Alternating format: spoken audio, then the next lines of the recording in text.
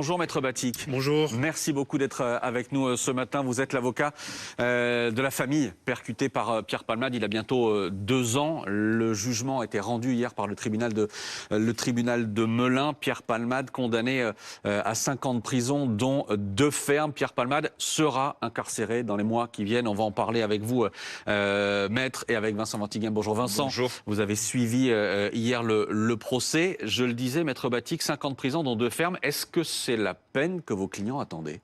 Mes clients n'attendaient aucune peine. Ils ont bien conscience que c'est la charge du ministère public, du procureur, et que ça regarde la défense, ça regarde M. Palmade. Ils n'attendaient pas de peine, ils attendaient à être écoutés, à être audibles, à ce qu'on prenne le temps d'écouter leurs souffrances, ce qu'ils étaient avant, ce qu'ils ont été pendant l'accident et ce qu'ils sont devenus après. Et en ça, ils ont été respectés. On a eu une journée entière, ce qui est relativement rare aujourd'hui, à l'heure où la justice va vite, de plus en plus vite, beaucoup trop vite. Donc ils sont satisfaits d'avoir été écoutés. Il voulait une condamnation, quelle que soit la condamnation?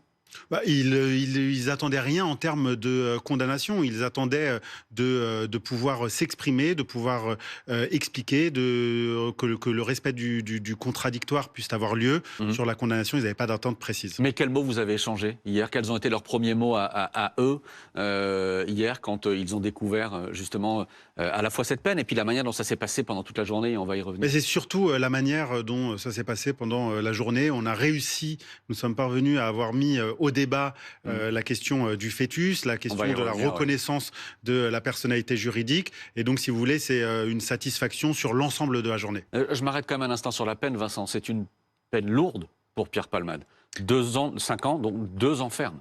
Avec exécution provisoire. C'est un mot, on commence à s'y habituer maintenant. On en a beaucoup parlé lors du procès du Rassemblement national qu'on a couvert pour BFM. Mais là, on peut aussi parler d'exécution provisoire puisqu'elle a été ordonnée, cette exécution provisoire. Ça veut dire quoi? Ça veut dire que même si Pierre Palmade fait appel de la condamnation qu'il a frappée hier, il ira en prison. Cette peine va être exécutée. C'est-à-dire que ce qui l'attend là dans les prochains jours, semaines, c'est un rendez-vous devant le procureur de Bordeaux, puisqu'il réside là-bas, qui va lui dire à quelle date, à quelle heure et où il va être incarcéré pour une durée de 2 ans. Alors, il pourra demander un aménagement de peine, mais ça veut dire que pour à minima quelques mois, on peut envisager au moins 6, 7, peut-être 8 mois, il va être incarcéré pour avoir causé des blessures involontaires. On y reviendra, parce que vous avez voulu mettre sur le tapis le dossier de l'homicide involontaire, mais sa condamnation, c'est pour des blessures involontaires. Oui. Il y a ces 2 ans ferme, il y a 3 ans de sursis probatoire. Qu'est-ce que ça veut dire?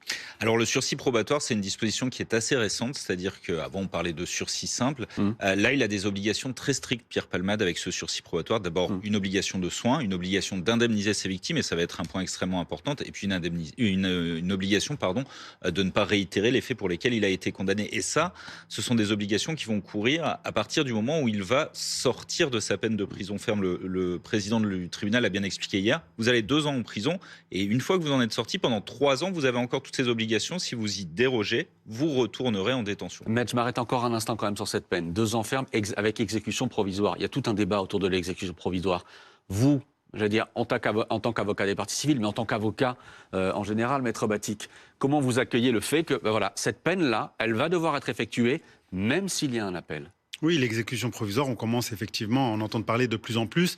La réalité, c'est qu'elle est prononcée au quotidien dans tous les tribunaux. Il n'y a aucune exception sur l'exécution provisoire. C'est une disposition qui est permise aux magistrats, et donc il n'y a aucune difficulté pour les magistrats de la prononcer. Ils la prononcent tous les jours contre des médecins, des chauffeurs de taxi, monsieur, madame, tout le monde.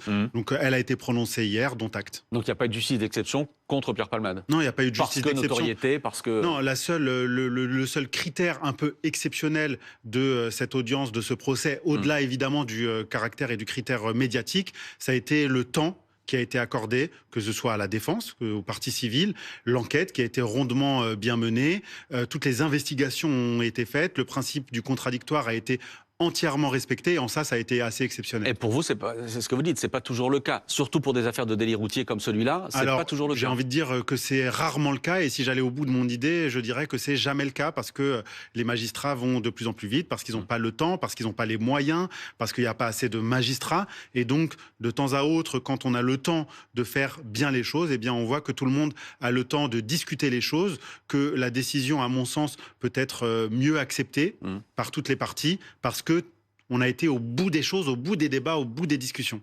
On parlera de la demande de pardon qu'a formulée hier Pierre Palmade dans un instant, mais au vu des faits, de la gravité des faits, au vu des séquelles physiques, psychologiques qui touchent vos clients, mais au vu aussi du profil de Pierre Palmade, de son addiction, de cette maladie qu'il combat, est-ce que sa place est en prison ? Alors, l'avocat pénaliste que je suis ne peut pas se décorréler de ce dossier précisément.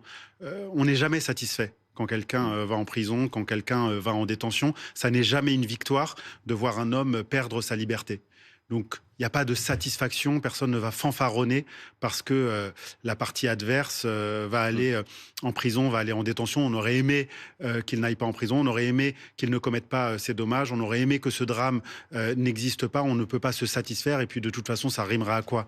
Ça rimerait à quoi ? Ça rimerait à dire que 2 ans, 3 ans, 4 ans, 5 ans de prison viennent compenser le malheur d'une famille. Non, ça ne vient pas compenser le malheur d'une famille. Ce qu'ils ont perdu, ils l'ont perdu définitivement. Pour Yüksel, il ne retrouvera jamais sa mobilité d'avant. Mila a définitivement perdu sa fille, Soline, qui ne reviendra jamais. Devrim, le fils de 6 ans, a perdu son incrédulité, a perdu sa capacité à jouer sans réfléchir. Et donc, vous pouvez mettre n'importe quelle peine de prison en face, ça ne changera rien. Je m'arrête sur Devrim parce que ce que vous avez, c'est le petit qui a notamment redoublé son CE1, qui avait été gravement blessé. Ce que vous décrivez de sa vie quotidienne aujourd'hui, c'est dur parce que vous le dites vous-même, les marques physiques sur son visage, elles se voient et il le sait. Il a des marques physiques sur le visage, il a une cicatrice sur le menton, il a une cicatrice sur le crâne.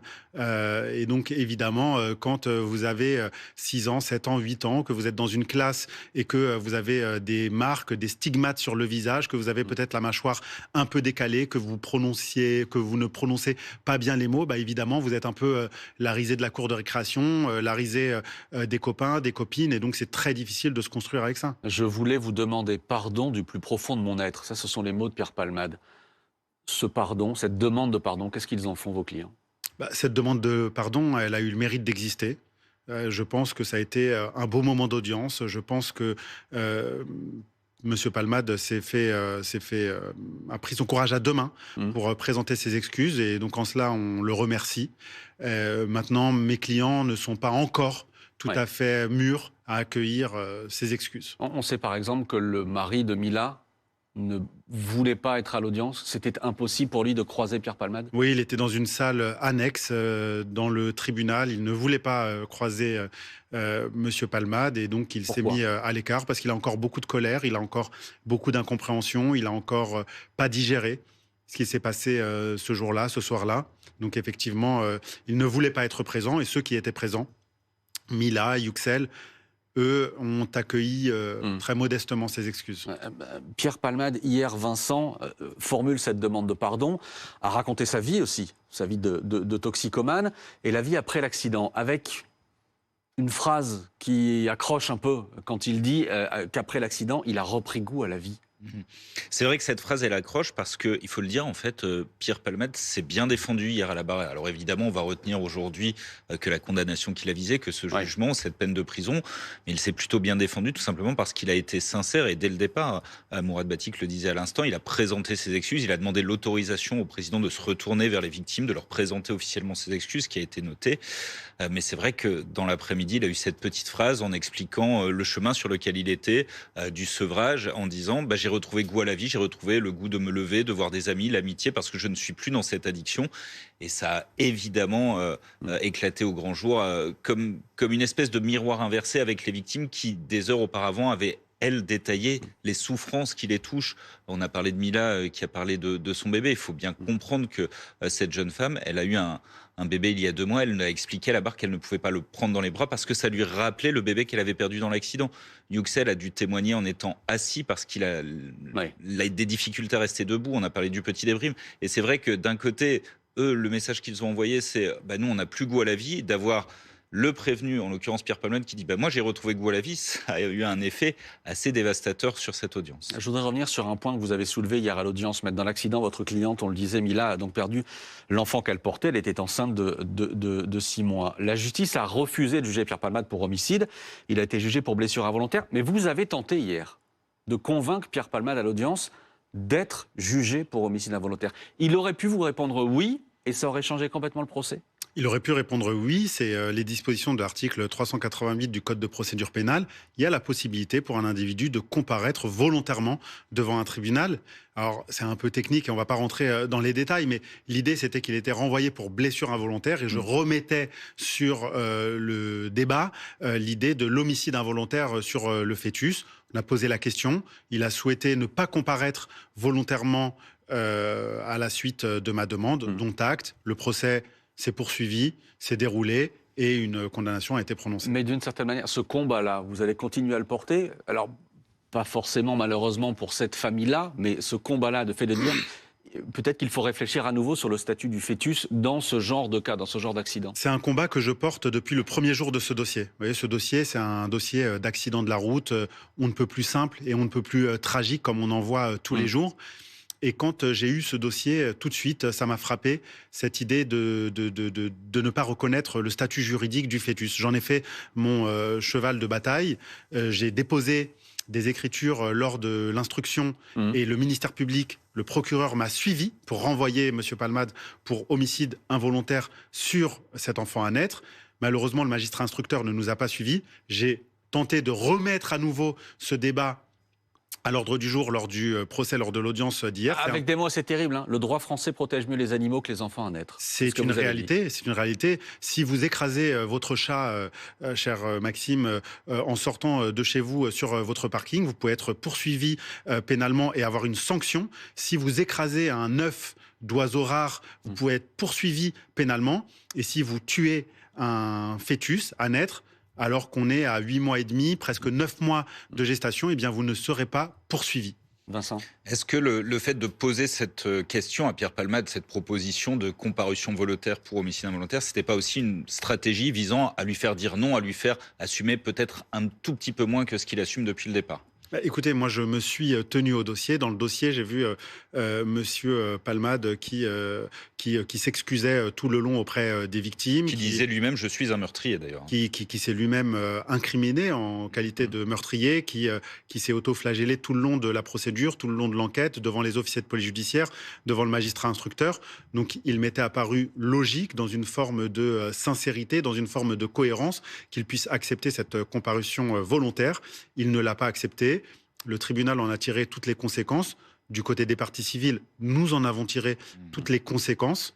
Et c'est ainsi que nous avons mis effectivement, encore une fois, à l'ordre du jour, le débat sur la reconnaissance de la personnalité juridique du fœtus. Une toute dernière question pour revenir sur vos clients.